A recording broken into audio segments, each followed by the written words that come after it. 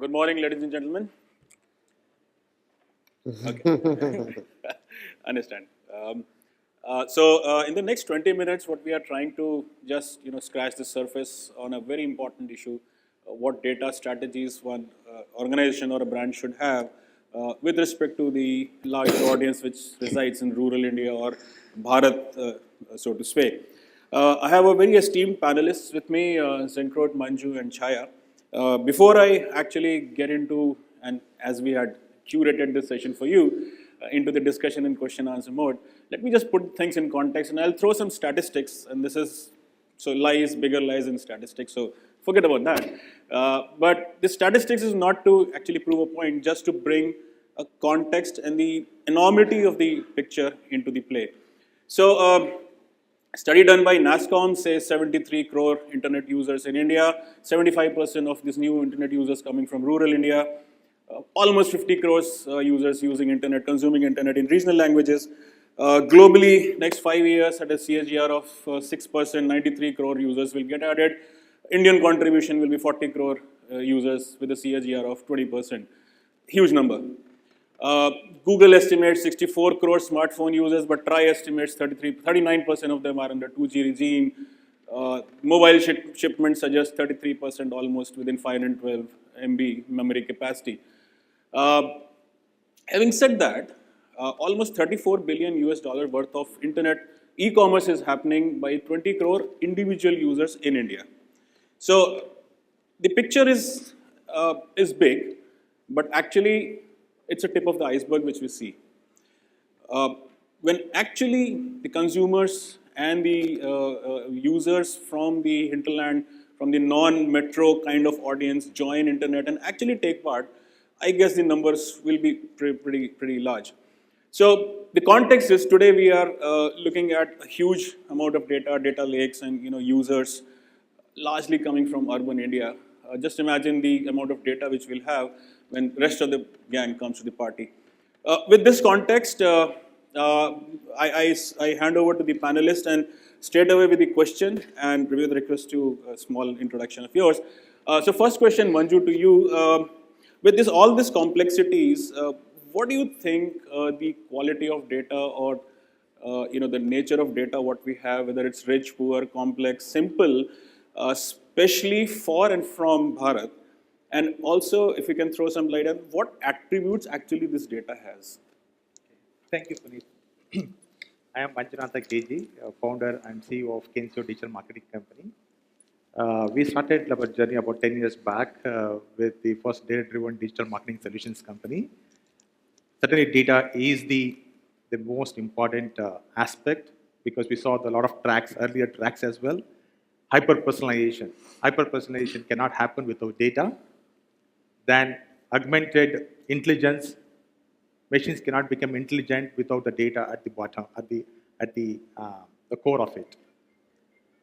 We have seen lots of use cases about how data is being used in other economies, but when it comes to India, I think we have a big challenge because first data is not available, and the brand themselves are having a lot of challenges. I saw Manish do presentation about using first-party data. Probably they must have gone through a lot of pains to collect the data, correct? The first-party known data and as well as first-party unknown data. You know what is known and unknown, correct? And they said still they have not used second-party and third-party because those data are not available. If they had access to that kind of data, which is available in other economies, I think the experience that they could provide to their customers could have become much more personal. We saw Balaji Vaidyanathan was talking about it's not about personalization, it's being personal. And also Jody's experience with Qantas. We also work with Qantas. We are a service provider of Qantas Airlines as well. We see there how we personalize their even email experiences, correct? Just in time, just agile communication. All this is possible because of data. When it comes to India, because most of the brands have challenges, knowing an email ID or a mobile number, how much you know about them, correct? We talked about 5 years back, what is the value of an email ID? I think I can say it's zero because you don't know anything about it. It's just number. It's just like ID. You don't know anything about behind that ID, whether it's a male or a female, what kind of demographics it belongs to, or even a mobile number. Whereas in the US, if you go, everyone in the retail asks, give me your email ID. They don't need anything at all because they have lots of second and third party data to which they can associate and get a complete profile of the person to get a 20% discount for the next purchase. They have already built entire persona, entire historical behavior of that person from second and third party data because the brand with just email ID, they don't know what to associate with. I think there's a big challenge that we have in India because we don't have access to second and third party data and the brands have to invest a lot of time to collect the first party data because the first touch, you may get just only an email ID or mobile number. What you do with it? You cannot build any hyper personalization. You cannot use any complex technologies that are available in the world to kind of build a prediction model out of that. Correct? So I think we have a big challenge, and there are lots of challenges around it. Yesterday we got a shocker from the Supreme Court, based Aadhaar-based data. What kind of data can be Aadhaar used to? I think we have missed a very big opportunity by brands to collect this data. I think Aadhaar would have been I saw the urban and rural divide. I think Aadhaar would have given a lot more data about the rural India because that is the only way we could get to know their interactions, how can you build better experiences, better product, data-driven products. I think there's a big challenge for India to first to collect data, and then of course we talk about accuracy, we talk about users and other stuff. Yeah, thanks, Manju. I agree with you. So the non-availability of usable data, or I will say the less data available. But taking the discussion forward, see, there has been brands, a number of brands who had capitalized on the amount of data which was available, whether internal data or external. Just to refer a case, so in construction equipment industry, people are actually relying on the Internet of Things, and then looking at a situation where machine-to-machine talk, and then you superimpose with the data layers coming from the social data and all other things. But Chaaya, I think you have some experience, and you can share some case studies how brands had actually leveraged whatever data they have for the in the context of Bharat. Thank you, Puneet. I hope everybody's able to hear me. Yeah. So, I'm Chaaya Baradhwaaj, founder of BC WebWise, a full-service digital agency. When we were discussing this topic, I said, being in jury on many awards, etc., and even in the DMAI, I've seen certain case studies and some work that we have also done. So I'm just going to play some, videos, okay, Oh, sure. which will also, maybe, get everybody to wake up also a little bit. So the first one I want to play is on Castrol CRB. It's not work that we have done, but a case study that I've seen in, being presented in one of the juries I've been Can we presented. have the first video, please?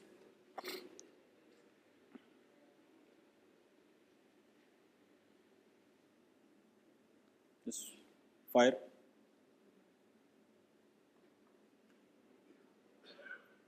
So I think just Okay. keep talking because the clock is Yes. ticking. So Yeah. Castrol CRB Plus is a product definitely only for tractors, and the brand then needs to reach very specifically farmers, owners of tractors. So how do you do that? That's like, unless you're on ground and in those places, it is pretty difficult to actually identify in such a large country. So they've used actually just, data based on geo-targeting, targeting agricultural markets, very specific states, and then looking at ARPU data, and then serving content very specifically for those farmers to access. So, and they had, in the case study, of course, they presented some numbers and also the kind of creatives that they used to talk to the farmer in those specific regional markets, because also India being diverse, we have different regional, acceptances, languages and dialects, etc. So they've done, I think, that level of customization also, and they had a huge surge in the kind of returns, onboarding of customers that they got. So that was one area where we do have certain data that one can already use, and how smartly you use or effectively use, it depends on that. The other case study was on Fair and Lovely Foundation. I'm not sure Is there any possibility of playing the video?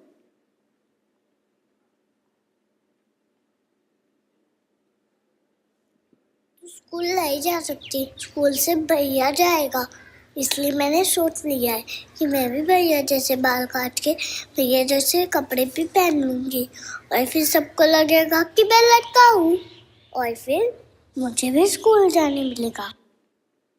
Gender bias is a deep-rooted societal norm in India, where the birth of a boy is celebrated, while a girl child is seen as paraya dhan or estranged wealth. An underlying perception among parents is that a girl's education is a waste of resource because the girl eventually will live with her husband's family, fulfilling the traditional role of housewife, which does not benefit directly from the education investment. This is a vicious cycle of low education attainment and lower economic participation, leading to unequal status for women in the society.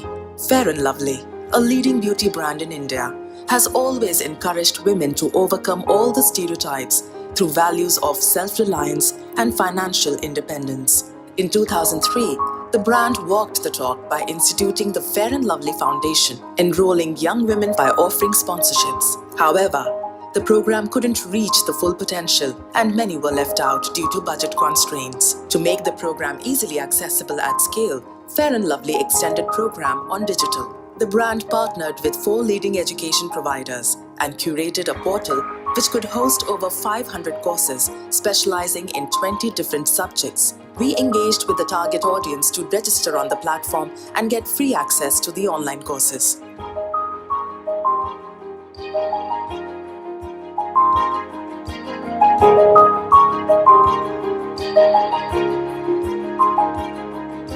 This initiative contributed to United Nations Sustainable Development Goal of gender equality. Here, the data that they had was, of course, the fact that they couldn't reach to the audience, and digital enabled them. Now, this plan probably did not operate on existing data and target the audience, but now having done this, they will have considerable data on further targeting or further reaching or further empowerment, which is something that so many brands can look at. There is there are just 2 slides. If he plays it or presents it or not, it's fine. This is on Usha Swing Machine. Yeah, many of you might be aware about Usha Swing Foundation, and they have the Silai schools across our country in many markets. And again, like Fair and Lovely Foundation, I'm sure that they would have had some limitation on how many markets can they reach to, and they have again enabled this with ushasu.com, and this lessons are now available online, and I'm sure it's going to reach. Again, now you will have so much of data that is going to start building basis this this content that you're putting, and who's going to access it, and from where, and what kind of content. The last one is on, once we have this kind of data, or once we are able to reach this consumer, is it possible to play the last case study on Bajaj No Marks? I think just speak over.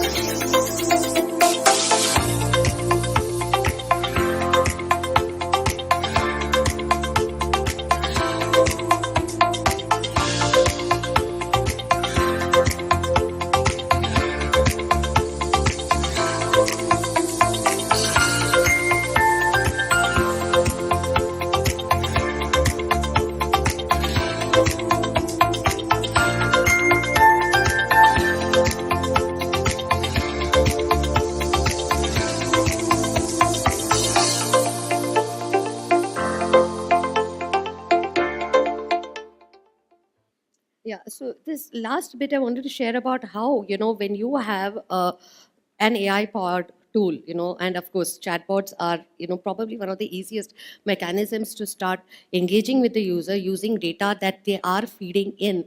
And then you start feeding back data to them, which is, customized, hyper customized, but more importantly, you're going to capture so many more insights today. Basis one-on-one consumer engagement, you're going to know from which market, which consumer is asking for what.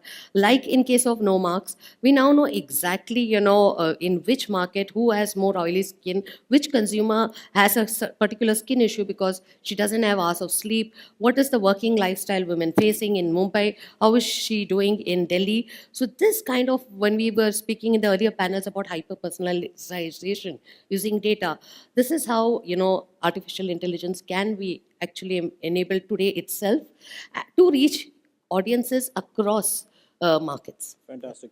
Actually, you partially covered the next question I was going to ask. So I'll skip and straight away go to Zankrut. Chaaya touched upon the topic of empowerment, and you are in the best position to actually comment on whether the data poverty which is there in hinterland, in Bharat, is it a barrier, and can data be used to bridge that economic disparity in India?